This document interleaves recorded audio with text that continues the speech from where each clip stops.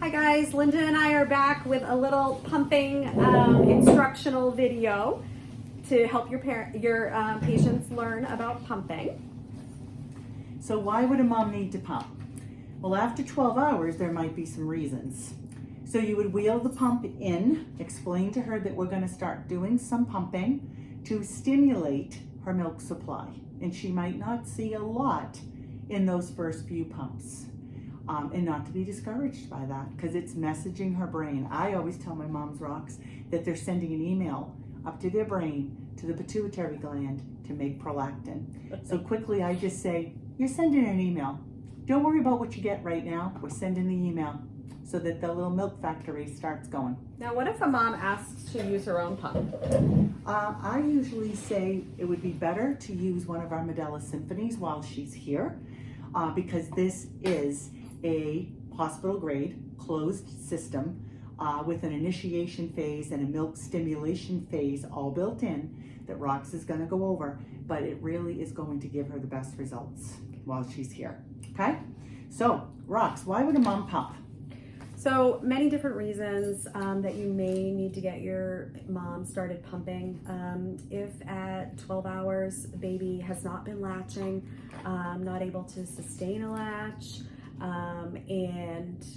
or if mom has some kind of medical conditions that may either delay her milk coming in or may affect her volume once it does come in. Like PCOS, if mom has untreated thyroid problems, diabetes, hypertension. She's on labetalol, she's had MAG. Breast reduction or augmentation. Or a history of low supply. So all of those things could impact the trajectory for her milk coming in and also the supply that she would be able to bring in for this. And did you mention Shield? Or if your mom is needing to use. So sometimes Shield. Moms will say, why do I have to pump? Well, the Shield just acts as a little dome or a little barrier on the end of the nipple that interrupts that email. So the complementary pumping helps the email to get through.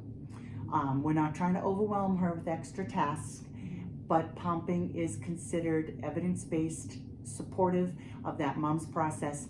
Shield means we have to do some pumping. Down the road, if her milk comes in real full and she has plenty, we might not have to pump so much. But in the beginning, it's very important. Or if the baby is needing to be supplemented for any reason. Yes. As we are working towards having donor milk, parents can't have that forever. And we want to be able to bring in mom's milk as soon as possible. And so if your baby is hypoglycemic, needing to be supplemented, or has excessive weight loss, or was jaundice. Early, or jaundice, any of those reasons, then it will be important to have your mom get started pumping as well. So we've brought the pump in the room. We're not going to go over the whole connection piece. The first time you do that, if you're a brand new nurse with us, obviously the person orienting you can show you, but the pump closes. You've got two sides of it. It fits snugly, tubing, and then it goes to 2 bottles with flanges. You would do your best to try to size the mom to the right size flange. Rox is going to pretend with the fake breast on one side. So you're going to hold it up against you. And I always say to my moms, you're going to hold both bottles. So you're going to center the flange over the nipple to the best of your ability. And she would hold both of these to her in a comfortable stance with her shoulders. Most moms either they open their fingers and hold at the flange. Some moms may hold at the bottle, which if they have carpal tunnel, it helps to keep that wrist a little straighter. Whatever is going to be most comfortable for that mama. Once in a while, I will have a mom say, I brought my hands-free bra. Can I use it? Absolutely. Okay, and so now, Rox, you want to talk about the pump? If I do want to just backtrack to the hands-free pumping bras. When moms are no longer hands-on, then I do recommend that they do breast massage while they're pumping, just to help increase their hormone levels, because it will make it easier for their milk to flow, and it's good for their milk production. So just, even though it's hands-free and the pump is on really well, just doing that extra massage can be helpful. Okay, so the mom is hooked up, centered, ready to roll. Okay. And the pump is plugged in, close to the bed, and we have so there's buttons. There's two different programs with our Symphony pump. There is a little helpful tip card attached to all of the pumps. I don't know if they can see it. And so you have that for reference right here. There is also a QR code that the nurses can use for reference to learn about the pumps. Super quick, 2 to 3 minute videos that are nice, but they're also helpful for the patients to be able to watch. All they have to do is take their phone that's in their hand, scan the QR code, and it will bring, I think, 4 different videos about the phases of the pump programming, and then also how to set them up and how to clean the pump parts. So great educational videos for them. And for us. And for us. And so once mom has got the flanges applied, there's 2 buttons that you want to teach her to use, especially if it's in the first couple of days of pumping, when mom is still in that colostrum phase, to help bring in her milk.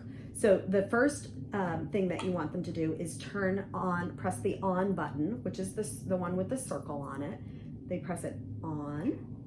And then it says initiate press droplets. So you press the droplet button, and then it says the initiate phase is running.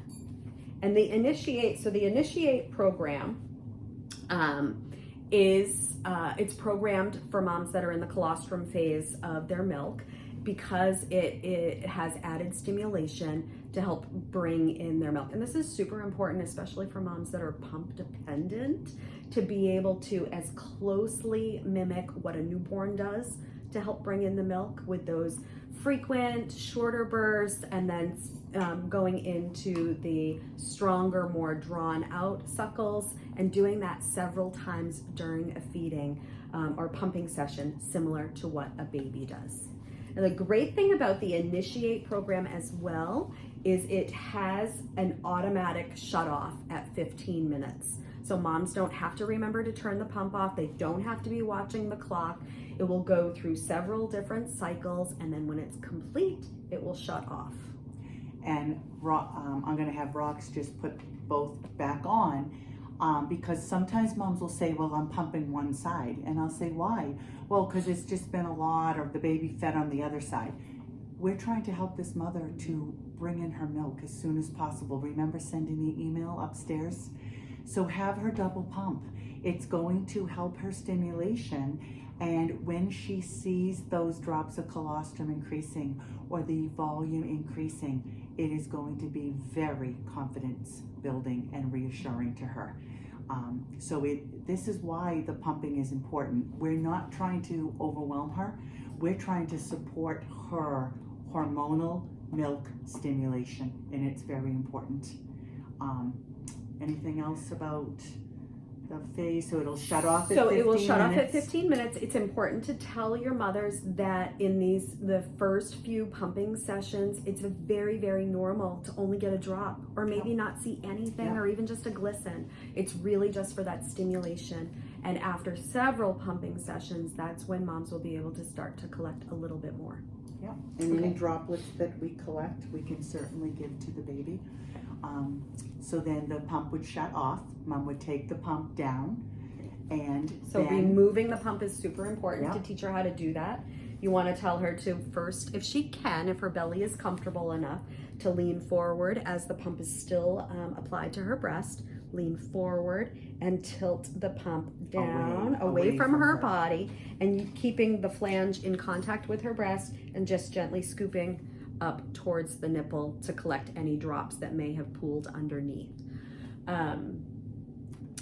Because colostrum is a little more challenging to pump, and moms may only get a few drops, we've actually gotten a new tool to include in the pumping kit and sessions This is a colostrum collector that Small, comes, so handy. it's very small. It's got little measurement lines on the side. This is a Medela product to fit with our pumps, and it comes with a little cap that you remove. I can definitely show this a little bit better in person, but when you open up the package, there are 4 tabs. On 2 of the tabs are little smiley faces. When you put this on your pump, the smiley faces need to be on the 2 tabs that are in the upward position. So smiles up. Okay. And that allows the air to flow through to create the vacuum, but it collects all of the colostrum so it doesn't go down into this little yellow chamber of secrets that I like to call. Okay. So you put it in between the flange and the pump. Put the flange on there. It makes it a little bit longer, but all of your colostrum gets collected in there. So that's really going to be so much easier for you to show the mother how we scoop that out and give it to the baby. Yeah. And then after she's collected some, you take the flange off, and now you pull out the colostrum collector cup, and then you put the cap the on. cap goes on. So you can't and it spill. stands up. It stands up on. So you don't have to. You don't spill any colostrum. You don't lose the drops. And so that liquid gold is right in your little container. Okay. And that will really be helpful for you to supplement the baby. And I think it helps moms to see that they do have some colostrum. Absolutely. And these are going to live in the feeding room that used to be the circumcision treatment room. There's 2 to a pack. And all of the breastfeeding supplies you will find in there. In the feeding room. Yep. Okay. So I do want to just add one other thing about the breast pump, because we are going to have babies that are here longer with us. And so those mothers that are pumping, they'll be getting transitional milk, and then their mature milk will come in usually by about day 5. Day 3 to 5, yeah. When that mature milk really comes in. And so if you have a mom who is pumping, it'll be important to show her the maintain program on the pump, which is actually the program that we're used to teaching our moms, where you really just, you turn it on with the little circle button. You do not use the droplet button, and they can change the level of suction with the dial to increase that based on their comfort level. And they shouldn't have it on high to try to produce more. No. It should be probably medium range most of the time for comfort. I usually find if you have like 3 or 4 droplets on the screen, that's a good medium suction level. Yeah. Okay. You do have to teach them to turn it off though, with the maintenance program, because it allows for any length of pumping. Okay. So that's the breast pump. Why you would need the pump. Support mom with fluids, calories, rest, and just keep reminding her that the pumping is sending that email to the milk factory, and we want to support her, and that's going to help support her milk coming in. There is a resource sheet in the breastfeeding packet about how to clean breast pumps, and there are also laminated in color graphics by the sinks of all the rooms. It's important though to teach your parents how to clean the breast pump. You do not wash the tubing. Tubing is an air compressor, just for air.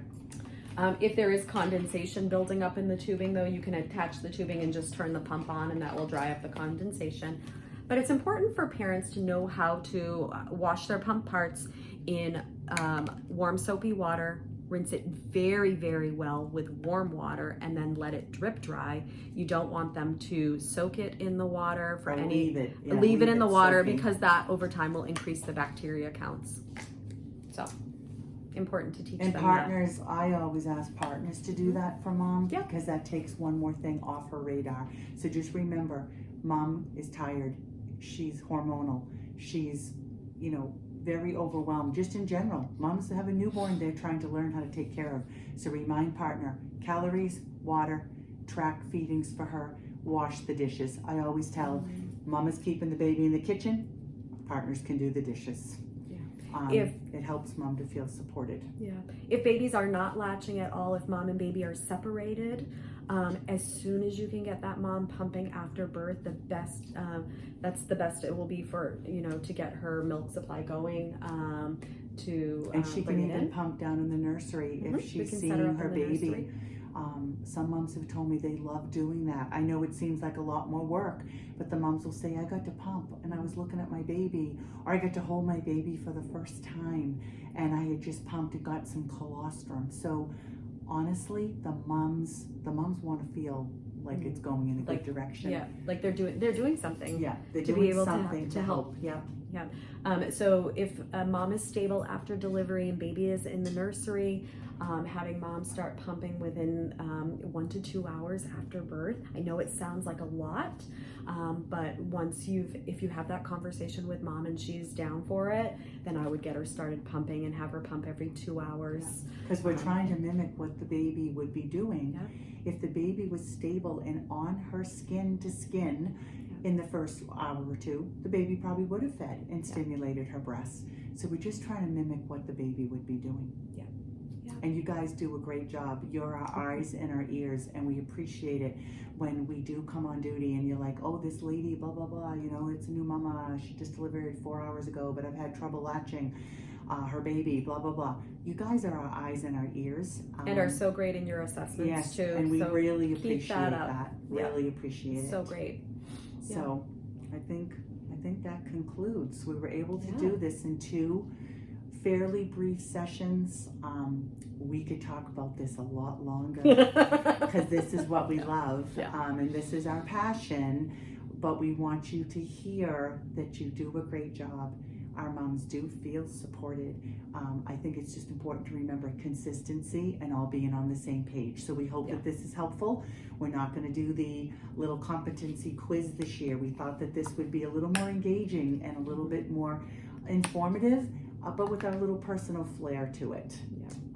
There's lots of different ways to do this, just like you labor with a mama and you do a different things supporting her. Sometimes Roxanne and I might use a little different language, but we try to stay on the same page and support our moms. So just remember, confidence, you're doing a great job. Support that mom, and be encouraging. And we appreciate you. Yes. Everybody. We do. Yeah. So thank you. Thank you. For listening. And remember, every drop counts. Yeah. And let us know if you have any questions. Okay. Thanks so much. Bye.